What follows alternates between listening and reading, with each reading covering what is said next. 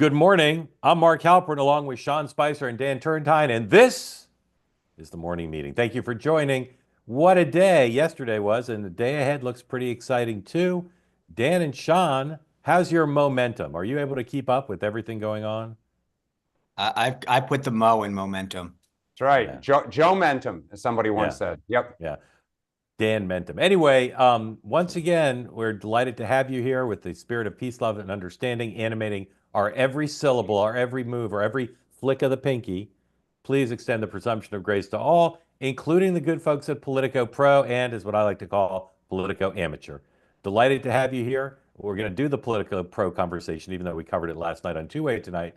And Sean is going to be beaten about the head and shoulders, metaphorically, because he's on the full demagogue train on this issue, and I don't like it one bit. And I find myself in the unusual position of defending the good folks who sell ads and subscriptions of Politico Pro. We shall see. But we have more important things to talk about than that, which is the day ahead and then a number of issues. And it appears it is Elon Musk's world, and we're just renting space here. Thank you for joining. As always, if you'd like to be in the conversation and you're here on the Two-Way platform, please raise your electronic hand. As always, we encourage first time, long time, or first time, not long time, to raise your hand to be part of the conversation. If you're watching, perchance, on X or YouTube, do not put smack in the chat. I don't think I need to say more about that. All right. The president has already spoken at one of two prayer breakfasts he's attending this morning. When I think Donald Trump, I think prayer breakfast doubleheader. And the second of those prayer breakfasts is occurring at about 9:15 this morning at the Capitol, at the Washington Hilton, not to be confused with the Capitol Hilton. There's two Hiltons in Washington. I can't tell you how madcap the confusion often is. One is often termed the Reagan Hilton, which is where the White House Not the correspondents- Hinckley Hilton. There you go. Sometimes the Reagan Hilton. That's sometimes the DC term. That's the one where the White House Correspondents' Dinner is. The Capitol Hilton is the one near near to the White House. This is the Washington Hilton. Again, we may bring that to you live if he comes in on time. Later in the day, the president has a key meeting, 11 a.m. Eastern time, with Republican members of Congress to discuss the very thorny issue of the budget resolution. We'll be talking about that in a moment. And then at 2:30, it just says the president signs executive orders. That could be a 90-minute press conference. So stay tuned.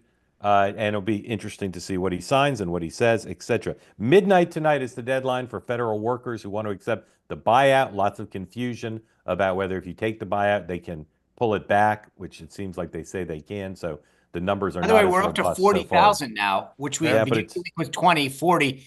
I wonder, I bet you, which is 2% of the federal workforce. I wonder if we hit 3% today. Yes, I mean, we'll see if they get, but 3% short of what they wanted. And again, there's some confusion about how easy it will be for them to pull it back. So we'll see about that. Give me 1 minute because there's incoming information here. President said at the National Prayer Breakfast he'll get together with leaders in Congress to pass a standalone bill to upgrade the air traffic control system, which is exactly what you'd expect someone to talk about at a prayer breakfast. Let's play a clip from the first prayer breakfast he attended this morning on Capitol Hill. 105, please.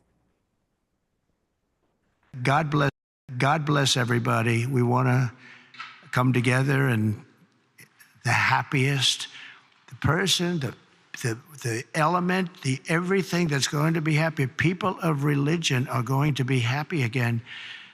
And I really believe you can't be happy without religion, without that belief. I really believe it. I just don't see how you can be. So let's bring religion back. Let's bring God back into our lives. Thank you all very much. Thank you very much. Great honor. Thank you. Atheists are going to have to explain themselves at some point.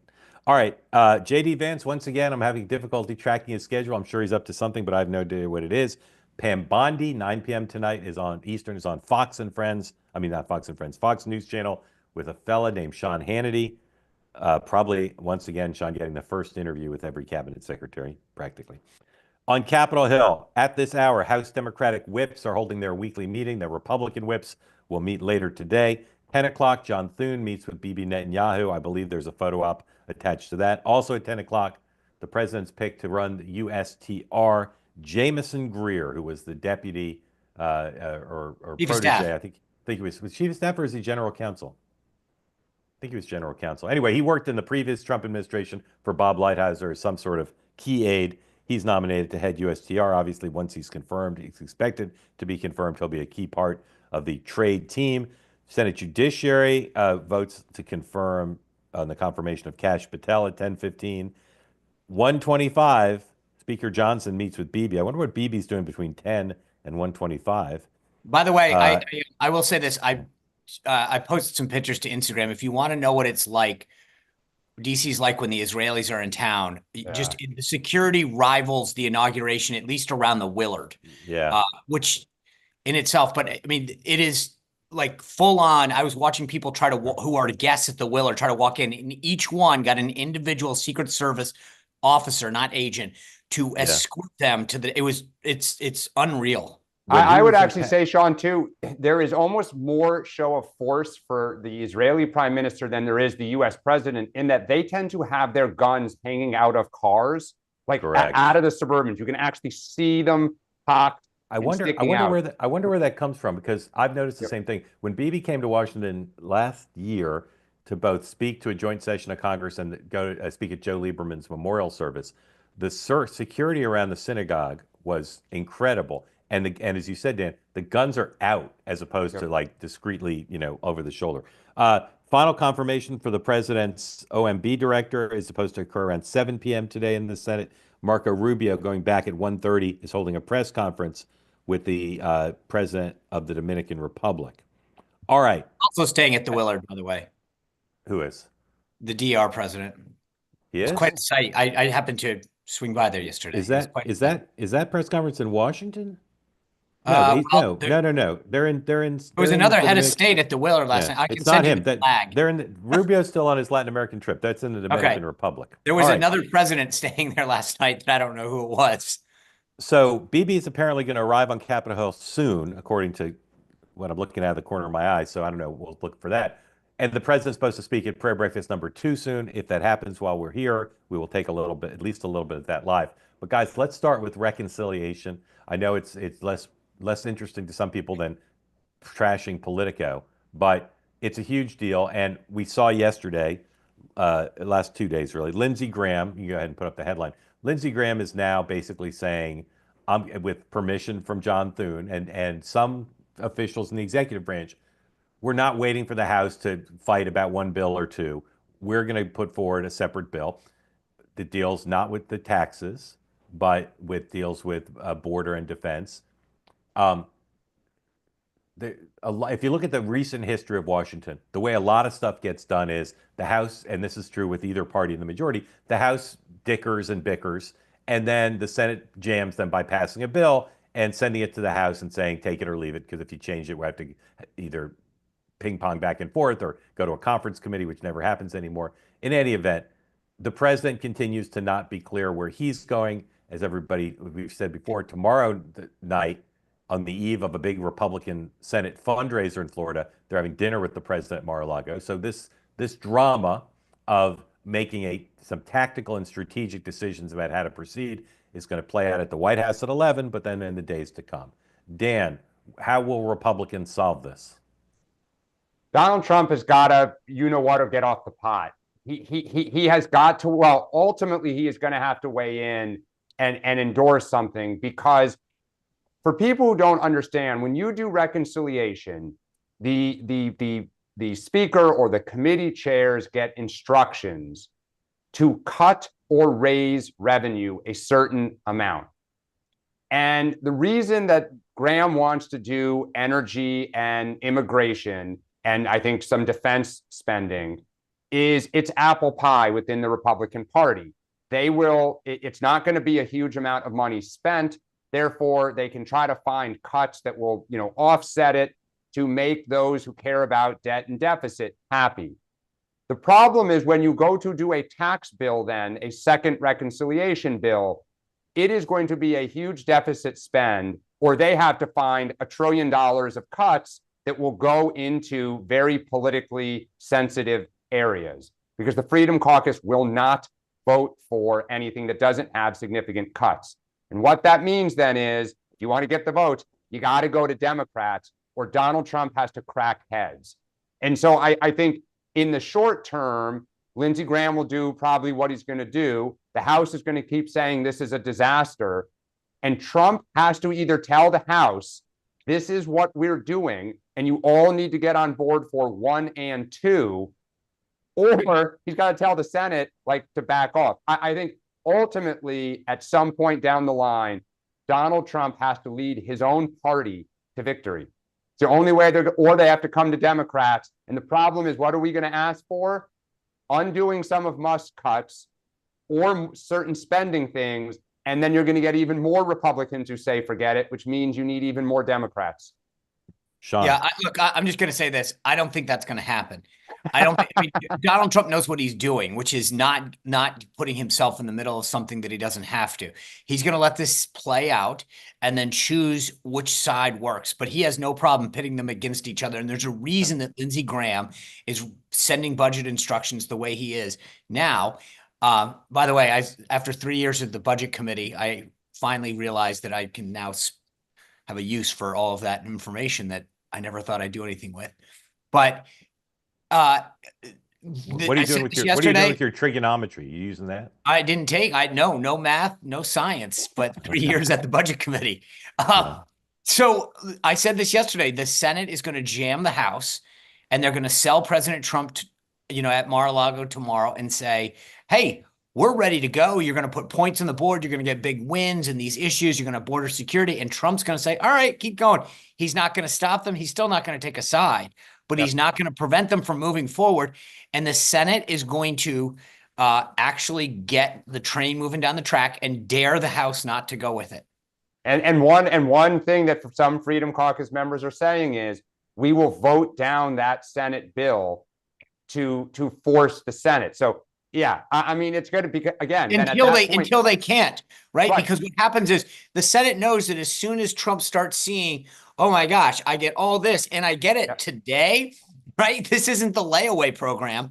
This is, I get to actually put it in the House today, install it, and worry about it later. He's going to be excited about this. And then the House guys are going to walk in and say, well, wait, if you could wait till midsummer, we'll get a tax bill? No way. Well, that's what I'm saying. And then Trump has to lean in. He's got to go to the Freedom Caucus and say, shut up and do this. He has to do it. Because I agree. Just so you know, I had Jim Jordan on my show last night and put the question to him. And he said, I don't really, my preference is this, but I don't care. These guys are not, at least some of them, maybe Chip Roy and a couple others, but they're not saying no way. Sean, right there, but just stop. They have a 1-seat majority. So Chip Roy alone.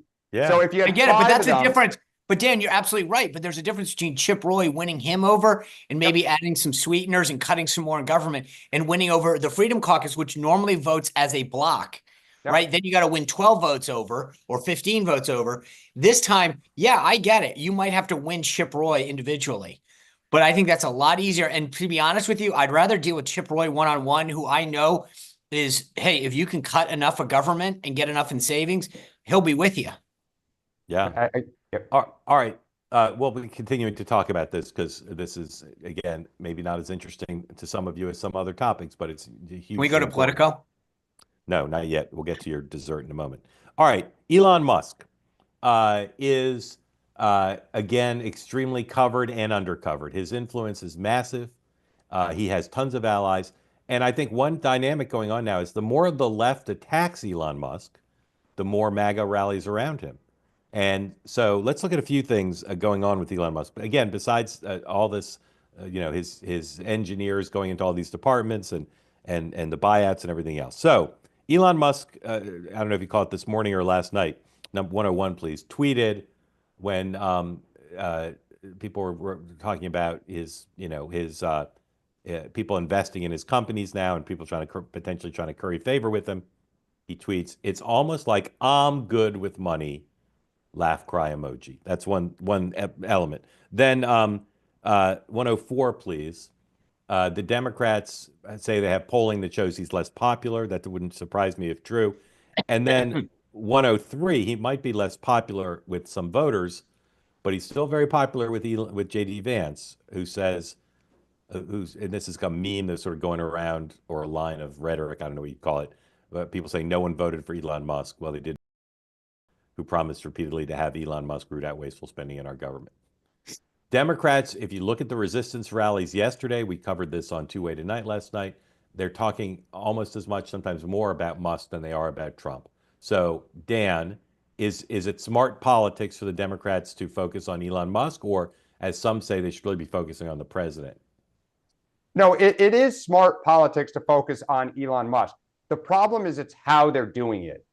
Because polling does show, as that one did, and there have been others, that there is skepticism with the middle 10% of the electorate about all these billionaires. Americans are just inherently distrustful of business leaders in government. And that's just, it's always been true, whether it's George Soros or, Elon Musk. I think the issue is, rather than simply saying you can't do this and fighting every single, the Political Pro subscription or whatever, it's more, and my advice to the party would be, focus on where he's reckless. When he sends the name of every new CIA officer that was hired in the last calendar year on an unsecured email to the entire White House. First name. That is what? First name. Sean, hold on. A point of personal privilege, as I like to say sometimes, because I think it's hilarious. Sean, if Barack Obama's administration had sent the first names and last initials of CIA agents around an unsecured message, you would call for his impeachment. Maybe. You would. Yes, you would. thank Don't you. say And maybe. Sean Hold Hannity- on. The witness will answer the question. Sean, what if Barack Obama did that? Would you say he should be impeached? I take the fifth. No further questions, Your Honor. You should be outraged by this, Sean.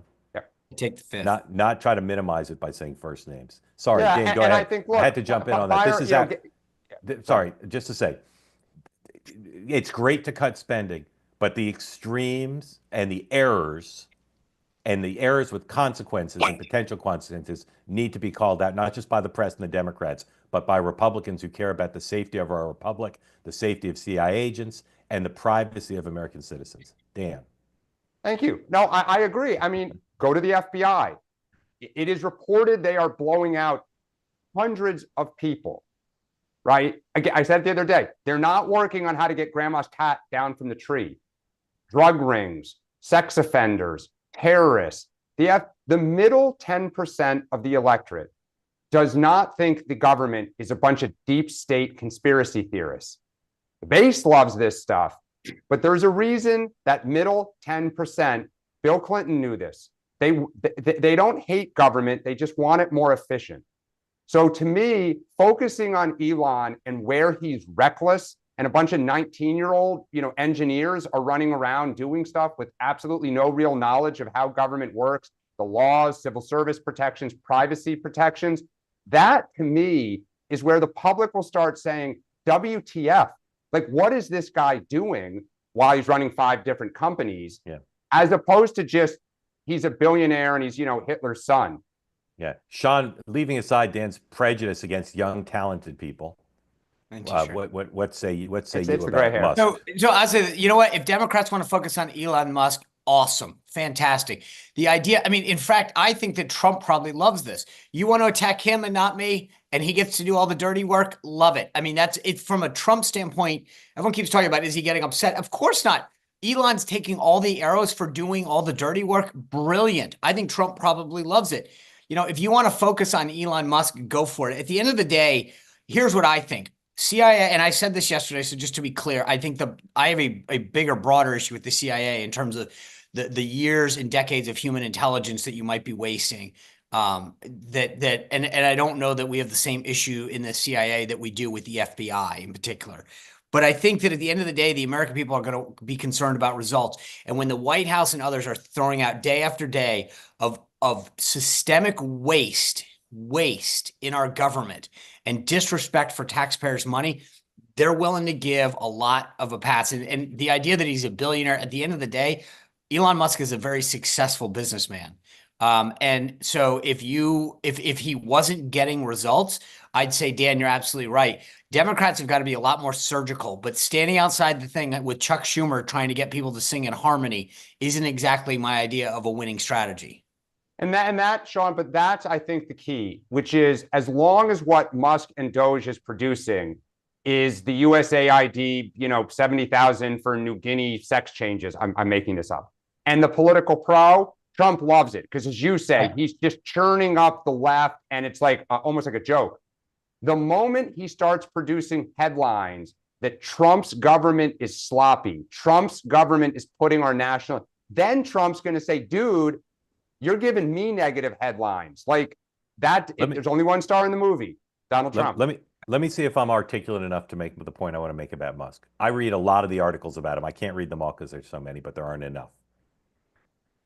You cannot execute the mandate that President Trump has and many Americans want to change government, to reduce the headcount, to get rid of wasteful spending, to reduce the debt and deficit. You cannot do that without being an outsider who is fearless about taking on the status quo in the deep state and the entrenched bureaucracy. It's not going to happen otherwise.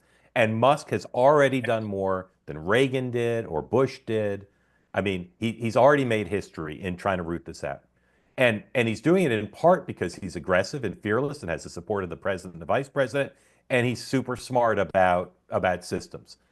The other side of that is he's a little bit nuts. He's a little bit on the spectrum. He's, as Dan said yesterday, he's not treating people with respect who work hard in some instances.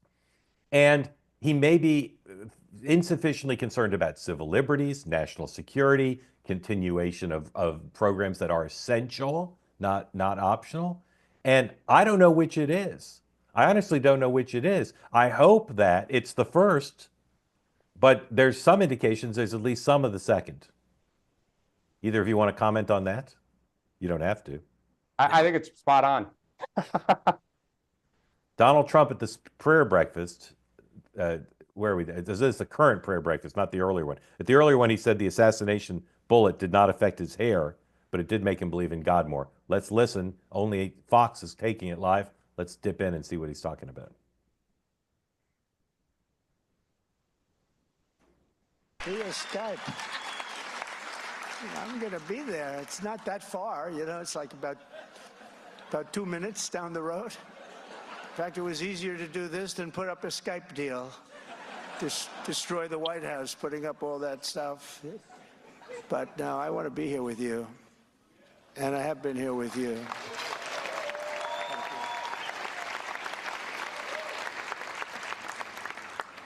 And I do that despite the fact that they say I can't run again. That's the expression. Sure. Then somebody said, I don't think you can. Oh. No, I want to be with you regardless, and it's an honor, and it's something I've enjoyed. I've actually met some very nice Democrats here. It's true. I have. But this is a beautiful tradition that started with President Eisenhower in 1953, and I wouldn't miss it for the world. After 4 long years, really, they were very long, dark years, in my opinion. It's great to be back at the prayer breakfast, and I hope you all agree it's nice to once again have a president that shows up to the prayer breakfast. Did Biden not go? He was too busy going to church every single Sunday at Holy Trinity. And that agrees to be interviewed for the Super Bowl. I'm doing that too. They haven't done it in so long, they forgot about it. They said, oh, but they hadn't done it in years. But I said, yeah, this morning they wanted to know. And I said, yeah, why not? What the hell?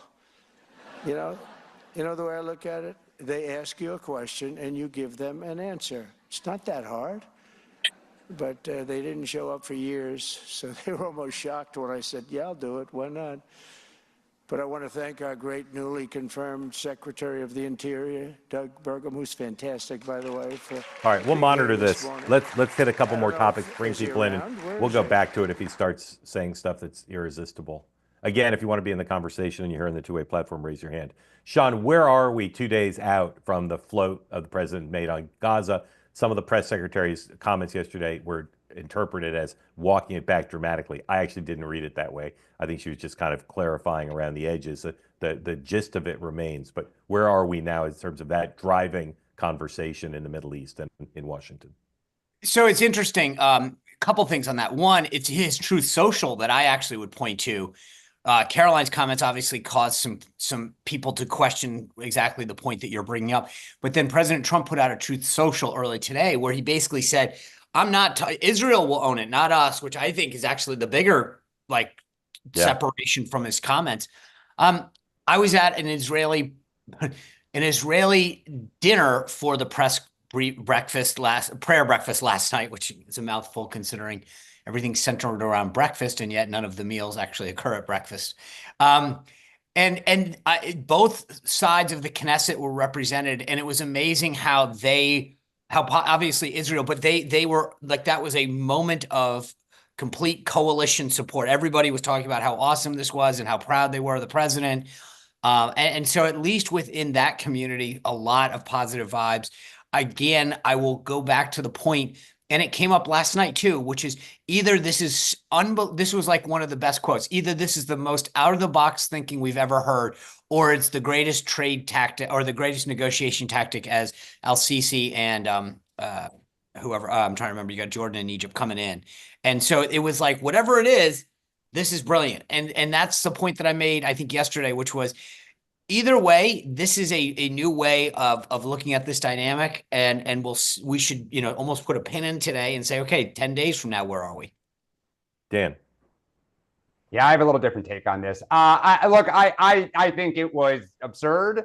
And it is, yes, they backpedaled a little. Like, what did I say yesterday? Lindsey Graham said no troops. Josh Hawley said we shouldn't be spending money. What do they clarify?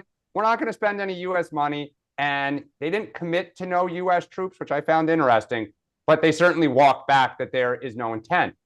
The people in the region are all poo-pooing this, both taking the Palestinians and the idea of taking Gaza.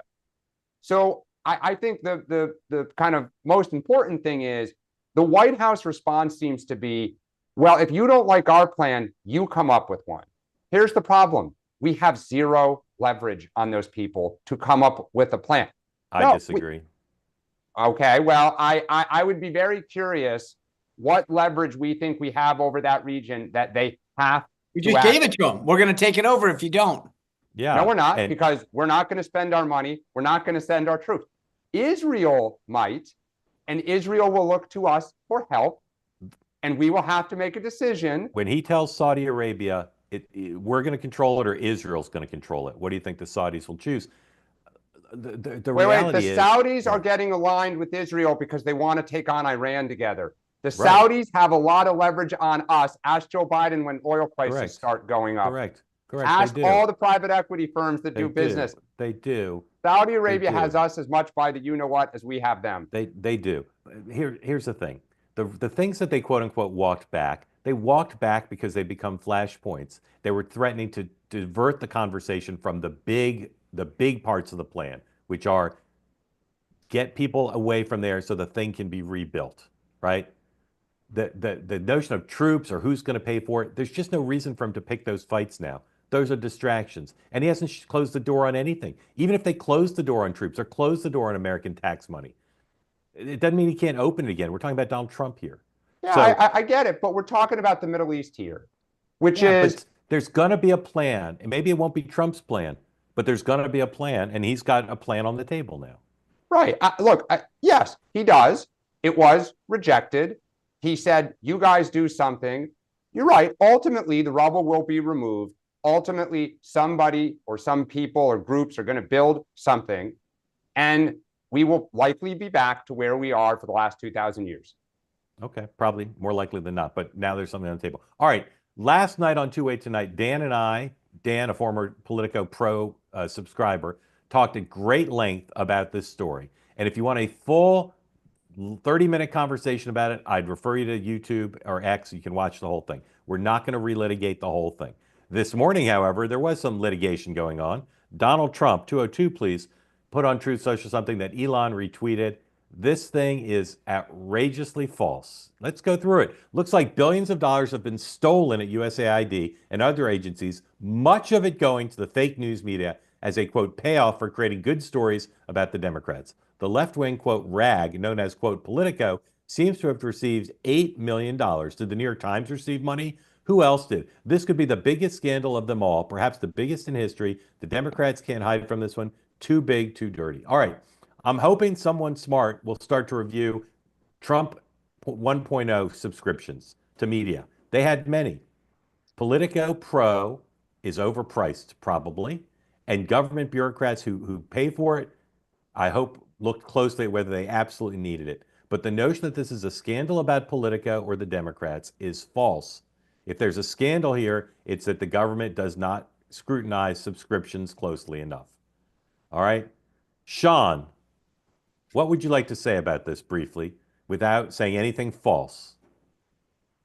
I'm so happy. Look, here's what I would say. There's two sides to this, as you mentioned. There's the government side, and Dan knows this as the chief of staff. When we were on the Hill, after a while, they started what they call enterprise accounts, right? So they'd be like, wow, 40 houses, 40 House members are getting National Journal, Hotline, et cetera. What, I don't even know if that's still around. And so we're going to basically go in and bid on behalf of the House of Representatives where, you know, so instead of everyone paying $10 a piece, we're going to offer National Journal $100 and every House office gets it. There is a government procurement issue, which I'm glad Elon is exposing. And Mark, we had a woman at the live event the other night that came up to me and said, you know, this is prior to Elon. She said, in Trump 1, they were going through this system at HHS.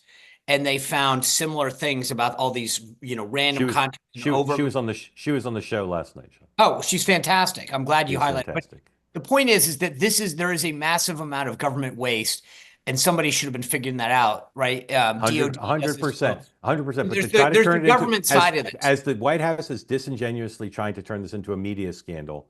Well, and there's no one nicer that could have happened to than Politico, because for not just the coverage, but the false and misleading things that they do, and bias. They've become more biased. And so for them to go through the barrel the way that they have treated other people. I mean, I literally was going through my phone for a second.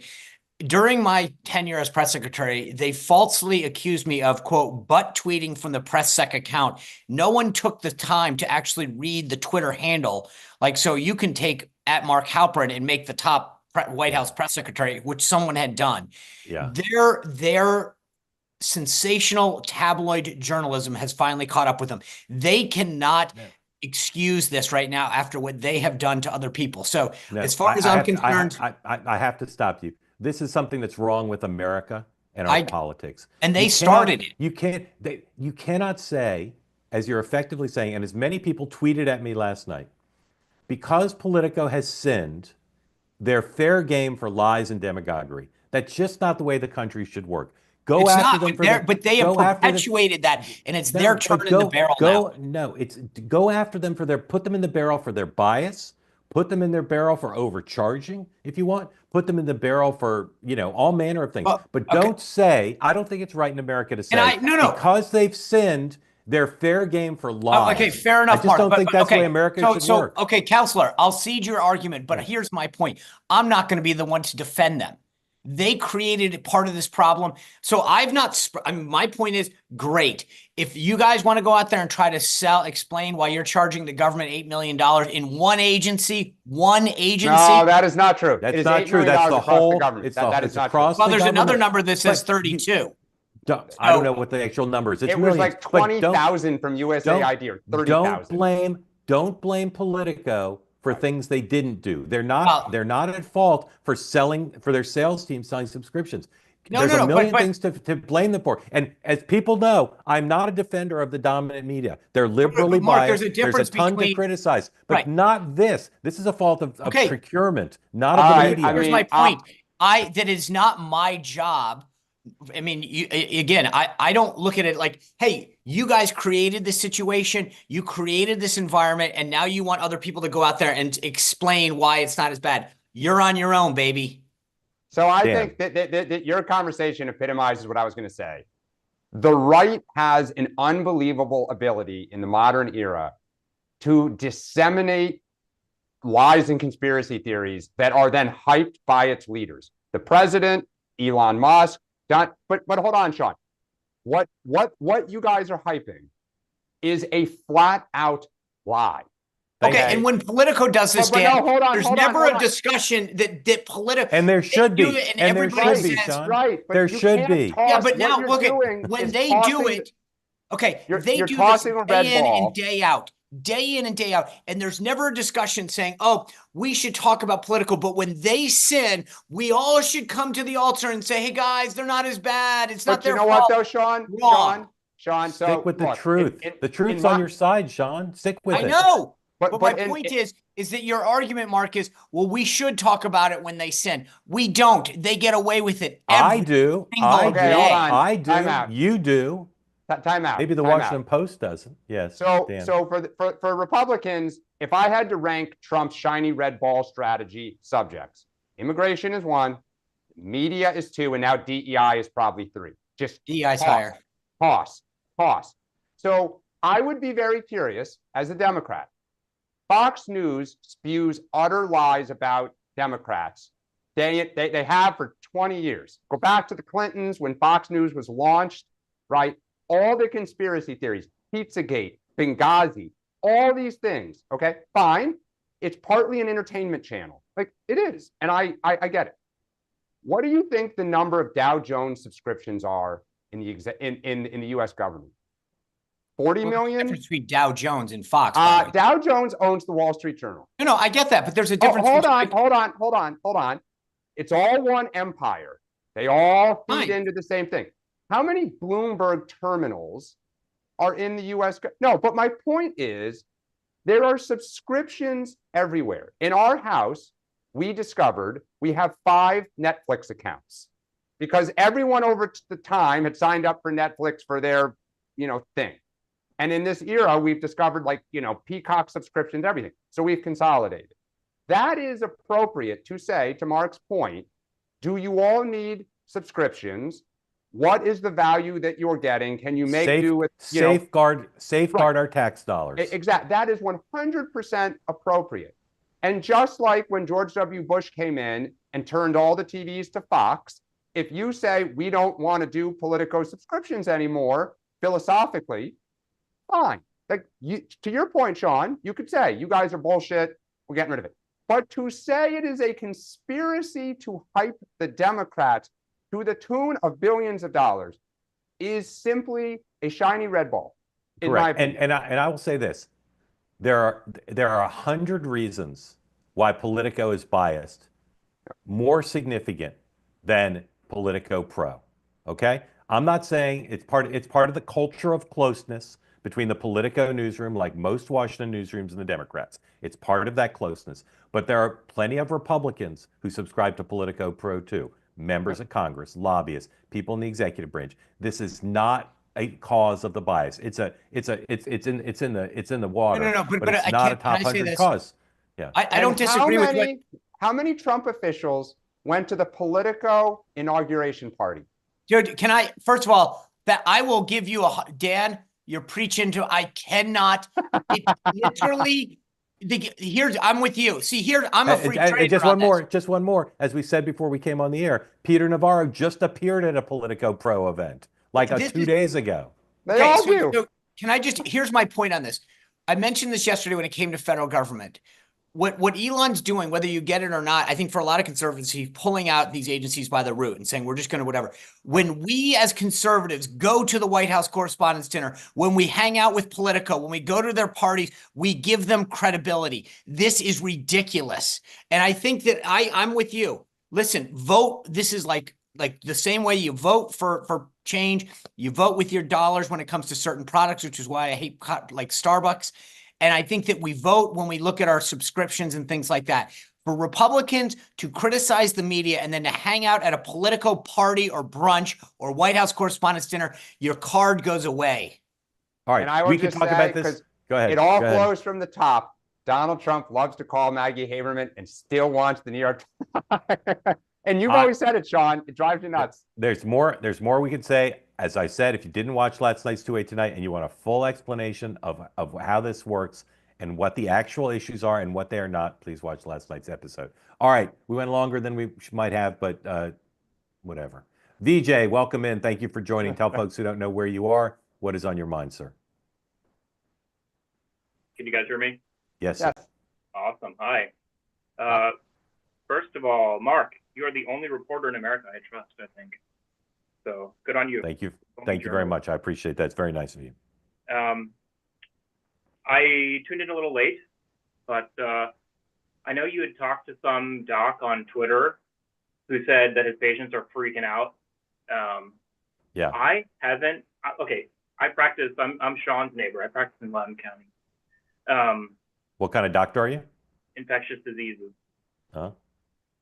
So my patient, I don't think I've seen a single patient watching MSNBC in the last 3 weeks. They're all watching Fox News when I go into the hospital room. But I will say my colleagues are freaking out. I mean, I'm a conservative, but I have the pace at which the Donald is attacking things and running the news cycle. They don't even know where to start or where to finish. And they will go from 4 topics within 3 sentences and the heads are exploding. So Would you say they're having mental? Would you piece. say they're having mental health issues? Oh yeah. How would you clinically describe them? I mean, I'm an ID doctor, which is easily the most left-wing specialty because we treat a lot of HIV patients, a lot of government services and all that kind of stuff. I'm private, so I don't do a lot of that. But I mean, they are just your full-blown MSNBC libs, and so they're freaking out. Yeah. Sean, question for the doctor? Just out of curiosity, when you would, and I know it's not statistically significant, but when you would walk through, see patients, you know, maybe a year ago, what would it typically, would they be watching news channels? If so, which, or would it be like, you know, entertainment channels?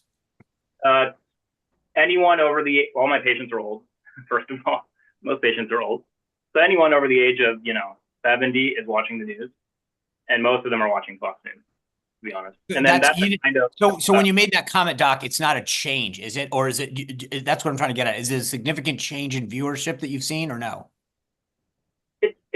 I don't know if I'm paying more attention just lately seeing, but it also depends on the hospital. If you're at Loudoun, it's going to be a little more conservative.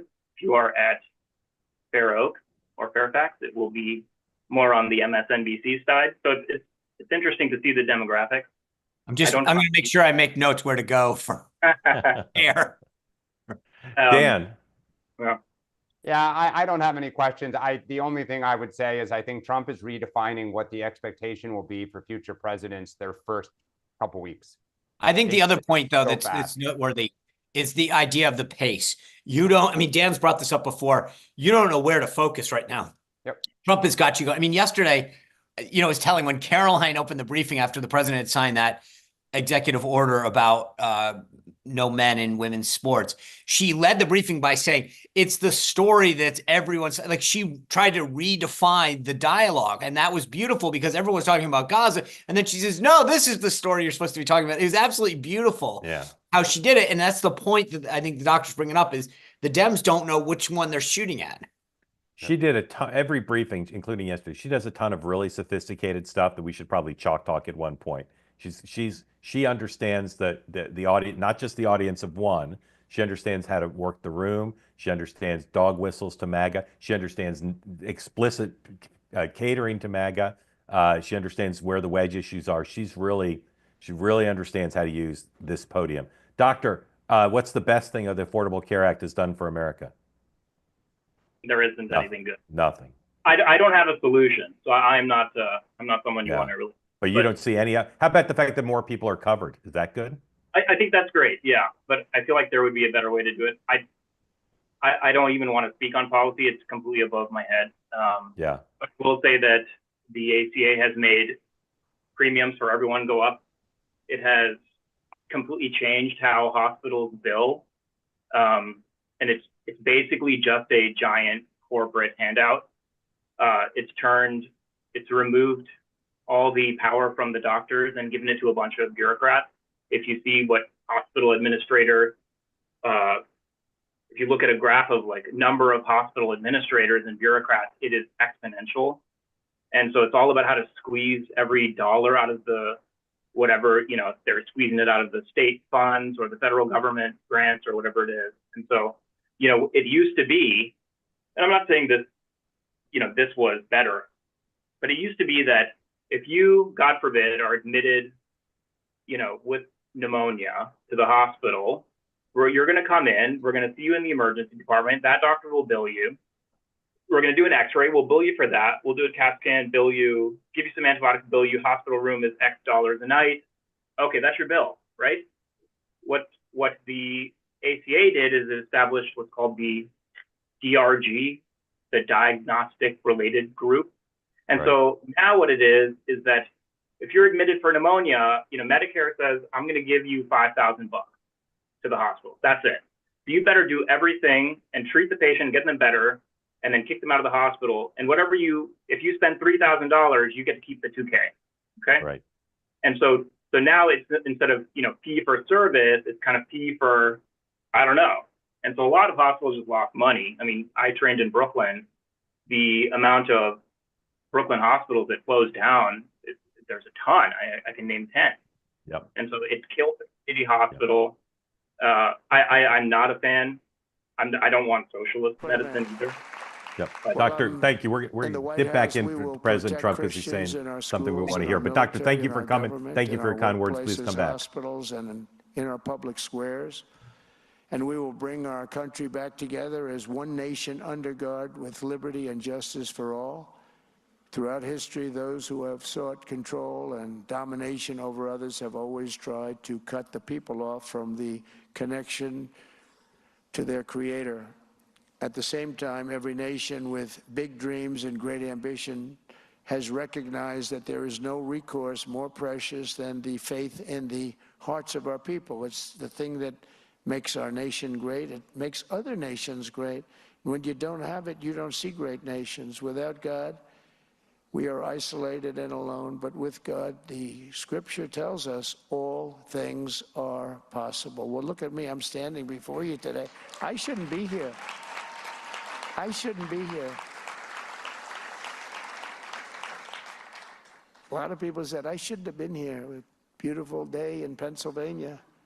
It's a shot that should not have been missed. Well, it got me a little bit. It got me a little bit, but pretty amazing. My son, who's a great shooter, Don, both of them, Eric, they said it's like sinking a 1-foot putt from where that shooter was with that particular weapon. And it just happened to turn at the right instant. Okay. A fraction of a We'll second. come back if I was late if he or gets early, it would have been over. We'll get more And, questions in, you but would have somebody we'll else keep monitoring speaking. that for you. Can I Yeah. make 2 points in those comments? One, Yes, sir. I don't think we will ever fully appreciate or know the impact that particular assassination attempt had on President Trump. I've had a very casual conversation with him about it. He jokes about it, but it's, and I don't want to make light of this, but like, there's a lot of my shipmates, like people have gone to war and come back, and some of the things that they see and how it impacts them. I can't fathom what an assassination attempt like that does to your outlook on life. And I know he makes light of it, and it's a very, personal way of addressing a tragedy sometimes. But I just honestly think that that's underreported, and I don't know that you could ever accurately report on it. So I'm not trying to hit on anyone for this, because I see it in his tone, in tenor, and I don't think that people who know him well, aside from people who know him well, fully appreciate. I see a different guy in terms of how he approaches things and how he handles things. I have to think, with no knowledge, but with just an understanding that when a traumatic event hits somebody, you say to yourself, I value life. I value the opportunities that God had given me in a way that I didn't maybe before. I think that his comments on that, again, are throwaway lines in a speech to some, but for me, I look at it as a very, very telling thing. So I also think that it's funny, I've always thought that there's a very interesting difference between teleprompter Trump and free-flowing Trump, and you can hear it in sort of a speech like that at the top, where I get a kick out of it. So that's my 2 takeaways from that. He thinks about his life in terms of cinematic moments. He likes big cinematic moments, and the presidency's filled with them, but the assassination and the aftermath of it is as big a cinematic moment as possible. And so I think his psychological and emotional connection to it is through the concept of just how extraordinary the moment was and just how lucky he was to not have been killed. Dan, Well, you and I want to say think anything it's about also that? for a guy who never shows weakness, you know, who didn't want to have a proctology exam public, and I think that's what it was in his first term because he just thought it sounded weak for people to hear about it. Like it's the closest he gets to talking in public about some kind of not weakness, but like we're all at the mercy of God a little bit. Yeah. All right, Bill, welcome in. Thanks for coming. Tell folks who don't know where you are, what's on your mind, please. Morning, guys. I'm in Connecticut. And Fair. I have one question kind of for everybody, and then one just a quick thing to see if anybody's heard anything on it. So the quick one would be anything on the CFPB who might potentially be nominated for that post? No one. Yeah, that's right. I haven't heard anything either. Okay. And then Are you in Eastern but Connecticut? I'm in Central Connecticut. I'm All right, right now. anyone that's a big bird fan has to be like east of the river, as far as I just assume so. Oh, this is I grew up in upstate New York and I was just a Celtics guy all the way through. So no Knicks for me. Sorry, Dan. Sorry, where in Connecticut? I'm from New Haven. I'm in Glastonbury right now. Sure. And so, yeah, but I would like to give a shout out to my mother-in-law who's currently recovering from knee surgery. I keep trying to drag her into the two-way discussion. So hopefully me being on today will help move that along. But the other question was on Monday when we talked about USAID being the first target and we spoke about a little bit of surprise, it struck me because in the slightly larger ecosystem of Trump and Trump surrogates, this was kind of out there. It didn't surprise me. I mean, I've heard people talking about it and not necessarily directly for Politico subscriptions, but more as sort of a deep state arm of regime change and all the things being used that they're trying to effectively dismantle. So do you think that we're missing part of the discussion on that topic as we go through and just talk about the waste, fraud, and abuse? Which part do you mean? Well, whether or not this is a first target because it's also an attempt to speak to what people would call the deep state. I think it's first of all, I don't know that it's a first target. There are lots of simultaneous targets. I think both through planning and also organically, it's gotten a lot of attention because it's the weak link, not only because Americans are not hugely supportive of foreign aid, particularly now, where they care more about East Palestine than they do about Palestine, but because of the resident examples that Caroline Levitt and others have cited, where it's not just do you think Americans should be building orphanages in the Sudan? Yeah, some Americans would say sure, if that's the only way the orphanages can be built. Do you think we should be providing anti-malaria drugs? Sure. But the examples that they've had, do you think we should be, starting Sesame Street or Trans Sesame Street? Those are as weak a link as you're going to find. And they don't want to have a conversation about the programs that are more popular. They want to have a conversation about the unpopular ones. So there's very low-hanging fruit. At the same time, I don't think we'll ever know because they're remarkably leak-proof. I don't think we'll ever know how well planned out this stuff was. We know that some things, like the announcement of the freeze of all payments, was not well planned out, and they had to walk that back. But a lot of this is execution of plans that have been around for a long time. And because the Democrats are defenseless, because the press is so discombobulated, they're doing a ton of stuff we're not even hearing about, and they're choosing not to publicize. But this one they thought was worth publicizing. Sean, and then Dan. Yeah, so I think that the people who work with me hate this example because I use it every time. But in '94, when Newt was campaigning for speaker, he walked around with an ice bucket and he said, if I'm elected speaker, I'm going to get rid of this because we have for centuries or decades going back a century. We've delivered ice to every office. It was a patronage job. It was like $200,000. Every house office, some person would show up with an ice bucket like twice a day. Yeah, we've talked about in this, case Dan. I people mean, wanted And it was ice. for cocktail hour. It's exactly what it was for. Yep. And they all had freezers. But the point that Newt wanted to get through brilliantly, by the way, was that if I don't respect your $200,000, why will I respect your 2 million, your 20 million, your 2 billion?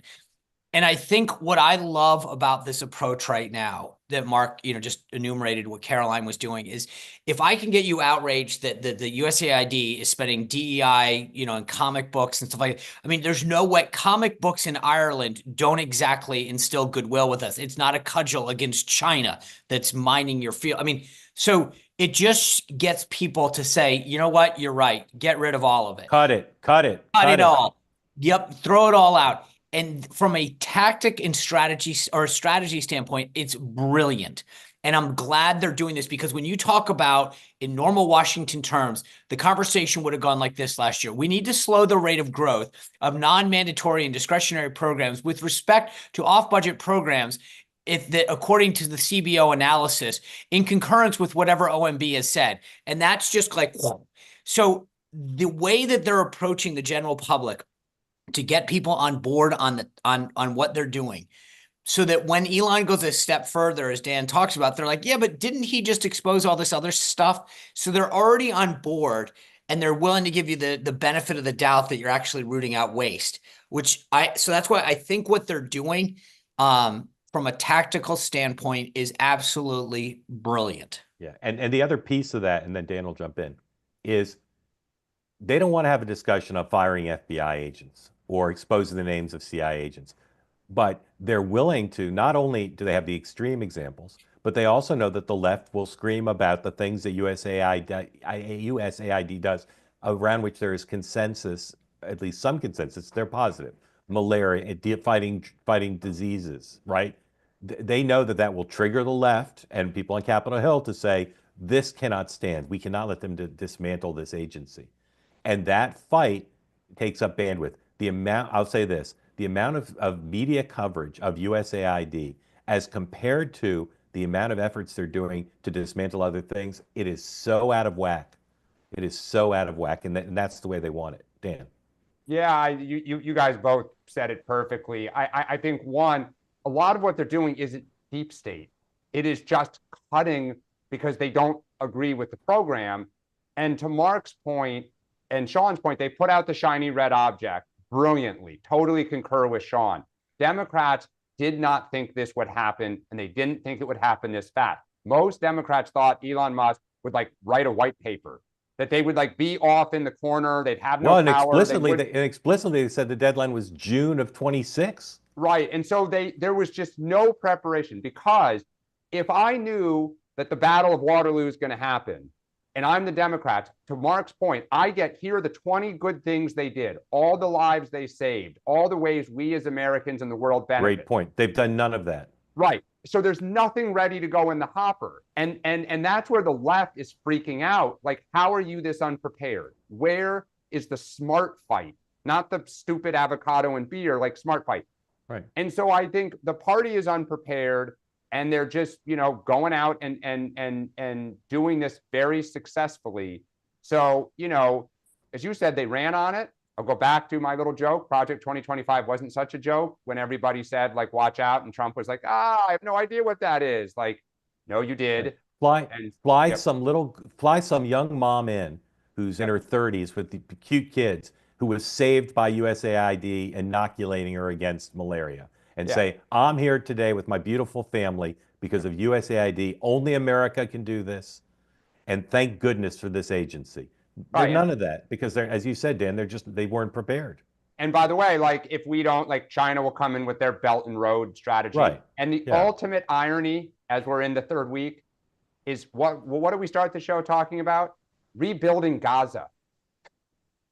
All of this about we shouldn't be doing this, and these programs are terrible, and be domestically focused.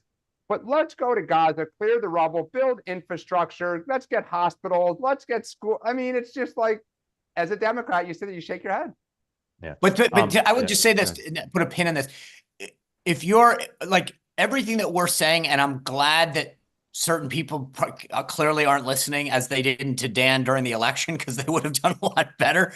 But the idea that their response is to send Schumer out there to chant like, and I don't even, I'll just be graceful on that and just to say to chant out of tune.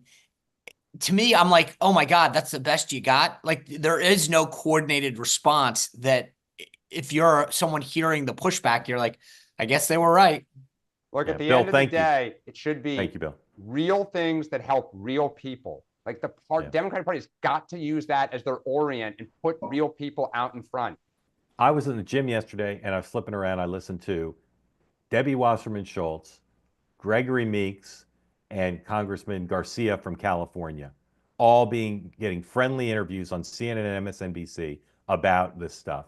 And they were just all processed. They were all just about, no examples, just all vague process of they can't do this. Musk is a billionaire. He just wants to get richer. It just, even those three experienced people, they just don't have it together. And every day they don't, Musk just continues to plow through. Tonight on Two Way Tonight, Richie Torres, congressman from New York, will join us. He's a pretty smart guy. We'll find out what he thinks about the prospects of the party getting its act together. We may well have a doctor on tonight. We're still talking to him, who's in colloquy with me, has said extremely interesting things about where he sees the mental health issues with his patients. So he may join us as well. And of course, all the news of the day and your questions. We'll be back tomorrow, 9 a.m. Eastern Time, last show of the week. We'll preview the president's meeting with Senate Republicans in Florida and all the latest on Elon Musk, because that's basically what Two Way is dedicated to. And of course, Sean will once again say Politico Pro is the cause of everything evil. No, just Politico. I don't want to, I'll keep it broad. Yeah, broader. All right, Dan, closing remarks. You have 20 seconds. I love this. Love this. I hope There's so much going on. It's great. I hope we make time tomorrow to talk about how the refs in the Super Bowl and how they're going to steal it for the Kansas City Chiefs. I just hope we save a little bit of time for that. Okay. All right. So noted. We'll prepare some And video. if they do steal it for them, will Donald Trump and Taylor Swift interact at all? I think we have top 5 prop Good bets. question. We Good need to question. put those out there. Sean, we may have a Madden telestrator for you tomorrow. Just be ready. Little turducken. Thank you for the questions. Those who Nice. raised their hands. Thank you for your participation. Thank you for subscribing to Politico Pro. And I'll see you at 6 o'clock tonight, and the three of us will see you at 9 a.m. tomorrow. Have a great day.